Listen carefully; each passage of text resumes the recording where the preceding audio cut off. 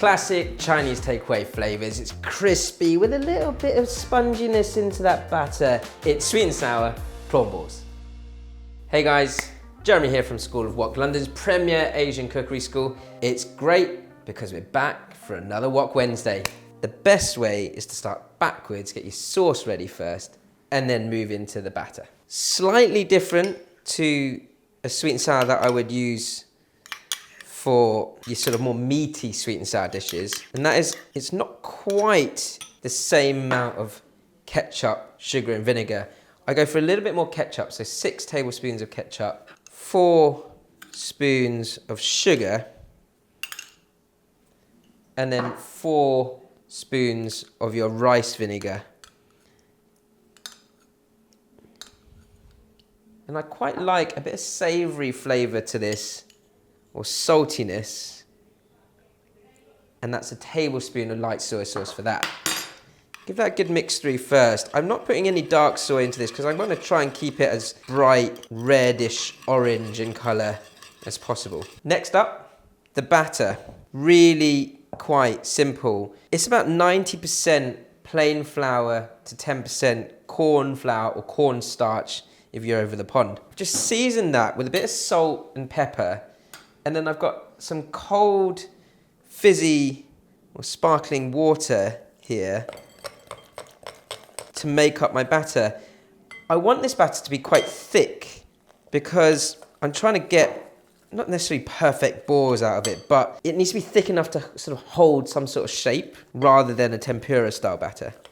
So I'm just starting off by mixing it with a spoon first, and then I'll get my whisk into it once I've collected a bit of that flour and just pushed out a few of those clumps.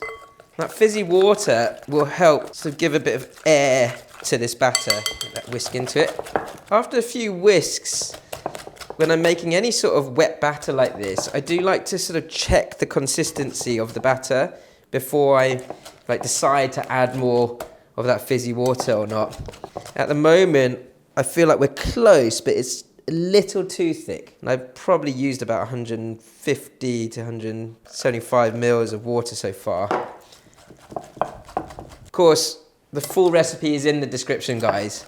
I'm kind of going by eye here. That's better, I think. You don't want it too thin because you kind of want to fill in some of the gaps between the sort of curl of the prawn with that batter. From here, it's easy. I've got my prawns that have been peeled and deveined. You can buy them like this, just raw prawns in the supermarket. I'm not going to put them all in yet because I want to just check the batter consistency with one prawn first. If I'm happy with that, then I'll carry on. If I feel like I need to add a bit more flour or a bit more water to the batter, I can then do that before then using all of the prawns. I'm just going to check that my oil in this cast iron wok is hot enough.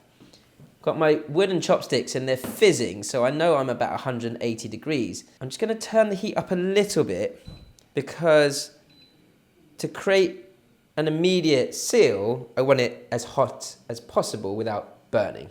And I'm going to show you, or try and show you a little trick. I've got quite a nice sort of rounded spoon here. I'm just dipping it in the oil before I then pick up the prawn with a good bit of batter, and I'm going to just sink that in to that hot oil.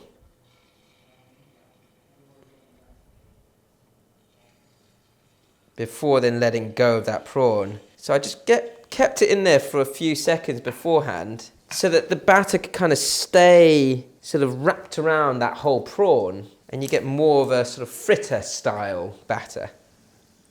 And you can see that immediate seal has worked a treat. Now with no egg mixed into this batter, the colour won't go golden brown per se. We're going to wrap it in the sauce anyway, so that doesn't matter. You can see that the batter on this is pretty good because it's filled out the sort of gaps, but I think it's not quite thick enough. I've gone a little bit overboard with that water because I want to get a little bit more of a ball shape if I can. So I've added a bit more flour. I'm just going to mix that in. And you can see the consistency of that this time round. Prawns in. Just give them a mix into that batter. And I've still got my oil on a high heat here, and I'm just gonna go one by one. You can see my oil's just starting to smoke now, so but I wouldn't worry too much about that, because as I keep adding prawn after prawn into that oil, it will start to cool that oil down. So a good bit of batter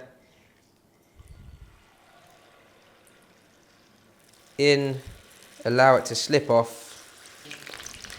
Being quite generous with that batter each time. So there is an art to sort of deep frying. It's not always the same way, depending on what texture you want to get out of your fried ingredients.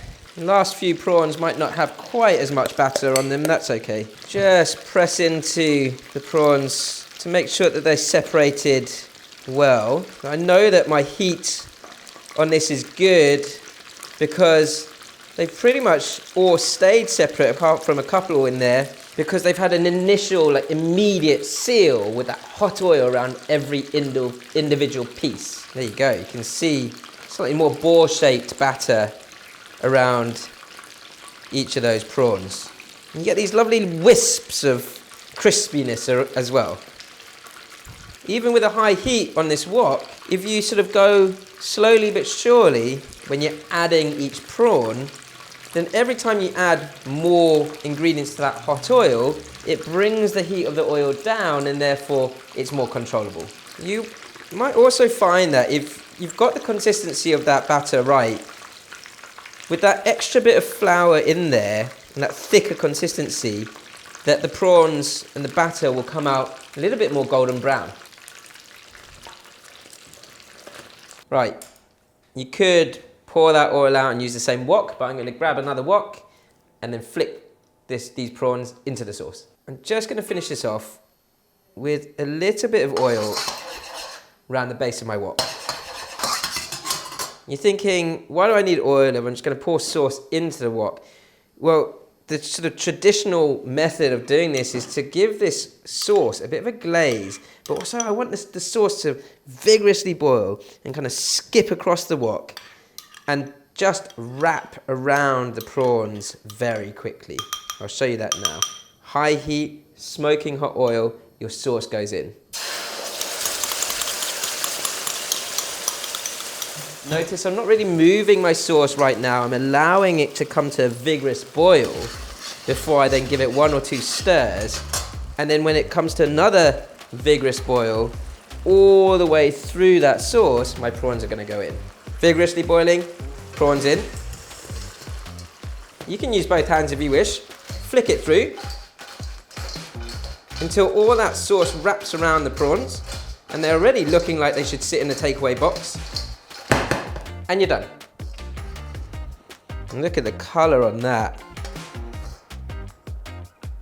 Takeaway style, sweet and sour prawn balls. Perfect crisp around the edge. The sponginess of the batter allows it to sort of take in more flavour from the sauce. I'm going to eat another one. Guys, don't forget to like, comment, ding, subscribe, and hit that notification bell. We'll see you after or next time.